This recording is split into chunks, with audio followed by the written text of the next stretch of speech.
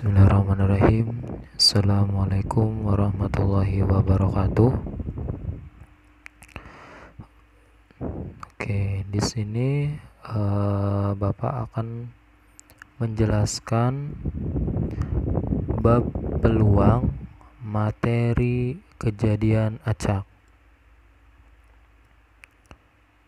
Untuk kelas 8, maaf di sini salah mengetik, harusnya kelas 8. SMP ITA Al-Irsyad Al-Islam ya. Oke, di sini ada sebuah gambar. Ada dua buah gambar. Yang pertama dadu, yang kedua itu koin. Nah, dua gambar ini bakalan sering kita akan intinya berkaitan tentang bab peluang. Oke, langsung saja. Nah, di sini sebelum Bapak akan jelaskan pengertian dari kejadian acak terlebih dahulu, Bapak akan memberi contoh kejadian acak itu seperti apa sih gitu. Nah, yang pertama itu lemparan sebuah mata uang logam, tentukan sisi manakah yang akan muncul. Nah, ini salah satunya. Salah satu contoh kejadian acak. Yang kedua, lemparkan sebuah dadu, tentukan mata dadu berapakah yang akan muncul.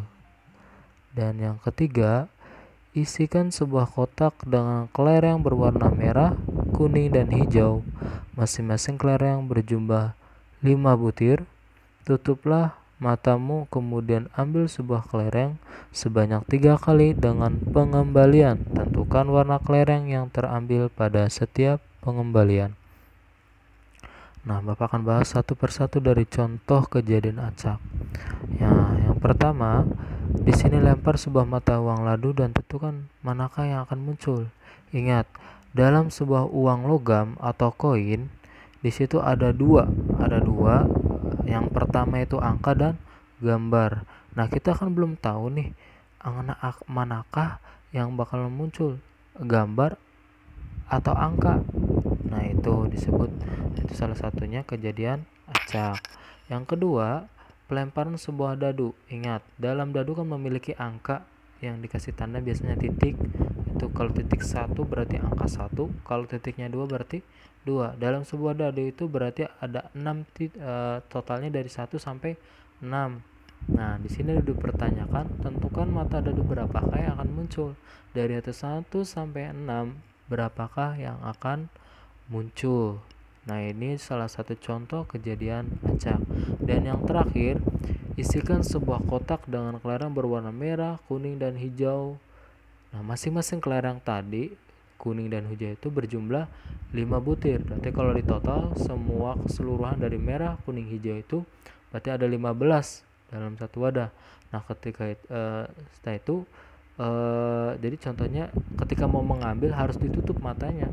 Dan ketika mengambil kelereng tersebut sebanyak 3 kali secara acak, nah diambil, terus ketika sudah diambil lalu dibalikan lagi, dibalikan sebanyak 3 kali. Nah, itu berapakah warna terambil setiap pengembalian.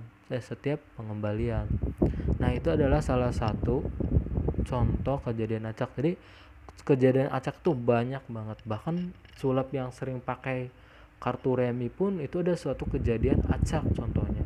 Jadi kejadian acak itu emang kita kejadian atau emang peristiwa yang secara acak dan kita belum tahu kemungkinan itu mana yang akan muncul. Nah, itu disebut kejadian acak. Selanjutnya kita lanjut ke ruang sampel dan titik sampel. Apa sih ruang sampel dan contohnya kayak gimana sih? Nah, oke. Ruang sampel adalah himpunan yang memuat semua kemungkinan yang terjadi pada suatu percobaan. Contoh, di sini AG pada koin. Nah, AG kan angka dan gambar, maksudnya AG itu. Dan 1, 2, 3, 4, 5, 6 pada dadu. Nah, ini pada dadu. Nah, Ini nih yang tadi ruang sampel, sekarang ke titik sampel. Ini saling berkaitan.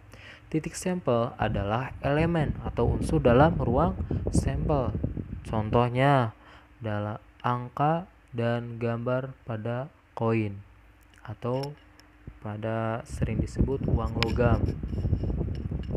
Nah, perhatikan. Jadi, diibaratkan seperti ini. Ruang sampel itu sebuah wadah. Nah, isinya itu disebut titik sampel.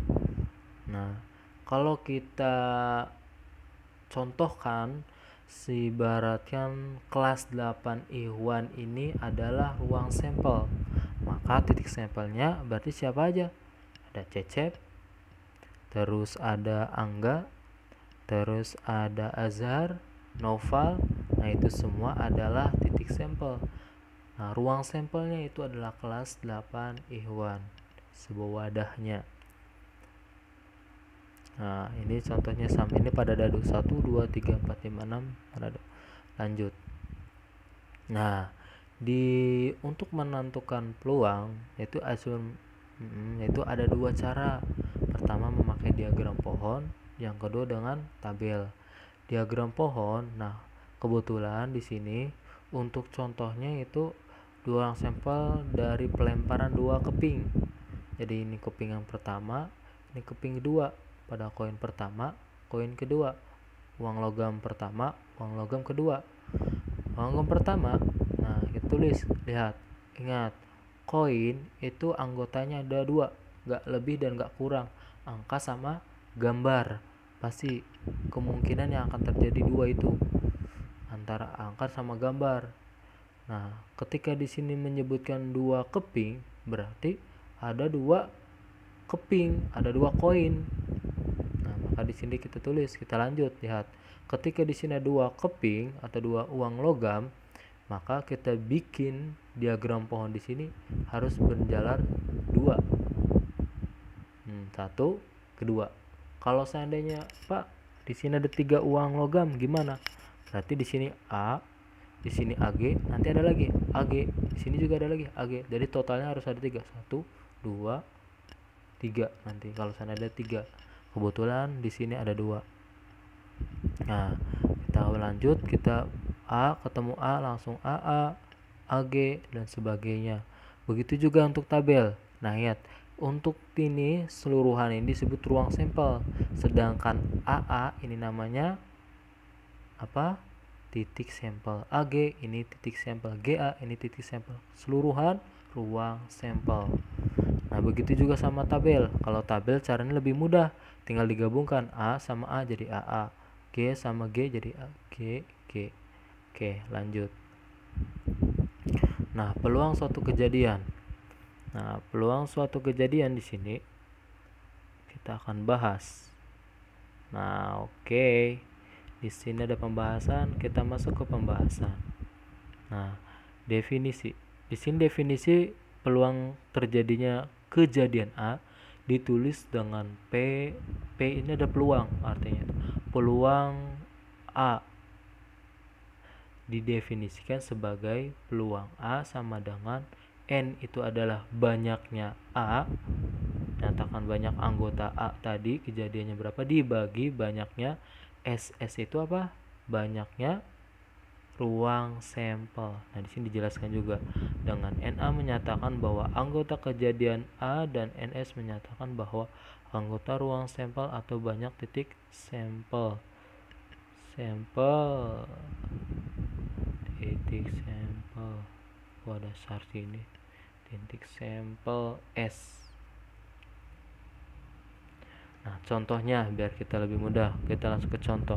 Sebuah dadu dilambangkan sebuah dadu dilambungkan.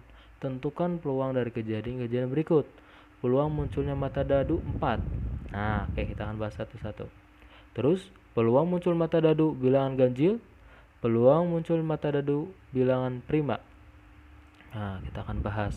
Ingat, dadu itu pasti memiliki ada 6 anggota. 1 titik sampel. Nah, titik sampel ruang sampel 1 sampai 6, titik sampelnya 1, 2, 3, 4, 5, 6. Nah, jadi totalnya itu ada 6 ruang sampelnya. Nah, misal A adalah kejadian munculnya mata dadu 4. Jadi yang ternyata angka 4 tuh berapa kemungkinan peluang terjadi? Ingat, kalau angka 4 dalam ruang dadu kan cuma ada 1 nih, angka 4. Berarti banyaknya A ini, 4 ini adalah 1. Maka dirumuskan banyak peluang tadi dibagi banyaknya ruang sampel NS, ruang sampel dibagi 6, jadi 1/6. Lanjut ke yang B. Misal B adalah kejadian muncul mata dadu ganjil. Ingat, ganjil. Dari 1 sampai 6 ganjil mana aja? 1, 3 sama 5. Berarti ini anggota sampelnya atau ruang sampelnya. Titik sampelnya 1, 3, 5. Total ruang sampelnya berarti 3. Nah, lanjut. Nah, ingat rumus PB. Di sini peluang B tadi. B itu adalah mata dadu ganjil. Maka terdiri NB banyaknya kejadian yaitu 1, 3, 5 berarti 3 dibagi banyaknya ruang sampel 6. 3/6 kita perkecil jadi 1/2. Lanjut ke misal ke C. C adalah kejadian muncul mata dadu prima. Maka C sama dengan 2, nah lihat prima. Angka prima itu ada yang tahu istilah angka prima? Bilangan yang tidak bisa dibagi anggota lain kecuali dianya sendiri. Maka anggotanya kan berarti angkanya itu adalah 2, 3 sama 5. Ini anggotanya. Berarti banyaknya berapa ruang sampelnya? Ya 3. Maka lanjut. Maaf, diskon B tapi C. Maka di sini juga ada yang salah. Harusnya C. Coffee. C. Berarti NC berapa di sini? 3 dibagi 6 sama dengan 1/2. Jadi peluang dari masing-masingnya itu berarti angka 4 peluang munculnya mata dadu itu 1/6 peluang bakalan muncul. Begitu mata dadu ganjil dia akan peluang 1/2 berarti setengahnya bakalan muncul atau peluang muncul mata dadu ganjil. Dan yang terakhir peluang muncul mata dadu genap yaitu 1/2 atau setengah. Mungkin cukup sekian dari Bapak, kurang lebihnya mohon maaf. Kalau seandainya dari penjelasan ini atau dari video ini masih belum memuaskan atau kalian belum paham, boleh kalian tanya ke Bapak langsung atau maaf ke Japri atau WA Bapak langsung. Jadi bisa ditanyakan, nggak ngerti materi ini nih, boleh tanyakan WA ke Bapak. Dan untuk LKS ini Bapak akan bagikan biar kalian lebih memahami. Dan untuk videonya mungkin cukup sekian dari Bapak. Bapak mohon maaf atas segala kekurangan dan penjelasan Bapak. Akhirul kalam, assalamualaikum warahmatullahi wabarakatuh.